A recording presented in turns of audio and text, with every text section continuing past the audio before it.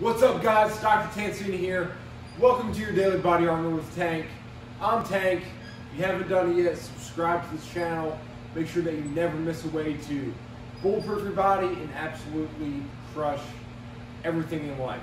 So, guys, today we're going to be talking about ways in which, or a lot of problems that many of you guys have about just building lat strength, right, and building posterior shoulder strength. So, think about the ability to really pull something towards you, whether it's any kind of row, whether it's any kind of pull up, right? We need those lats, and we need the back of that shoulder to be strong so that we can not only perform our best, but so that we can have the best shoulder health that we possibly can while we perform at our best.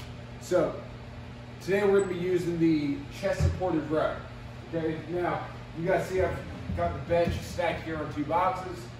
Doesn't matter how you do it, just as long as you can fully straighten out the arm at the bottom so that you can pull that weight toward you. But you're going to lay down on the bench, okay? Start with a fully straightened out arm. You're going to pull that baby up and back down, okay? Much like a single arm row, leaning against the bench, but this time we've got the bench underneath us.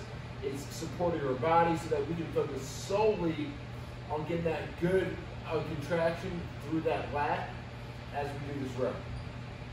So think about pulling the kettlebell or dumbbell back to the back pocket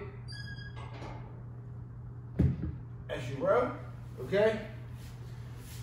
Build those into your strength sets. You can use them as a warm-up, but they're not only a great way to keep that shoulder healthy, but a great way to build some serious pull and strength. So give it a try. Thanks for watching today. This is Dr. Tansini with the Daily Body Armor with Tank.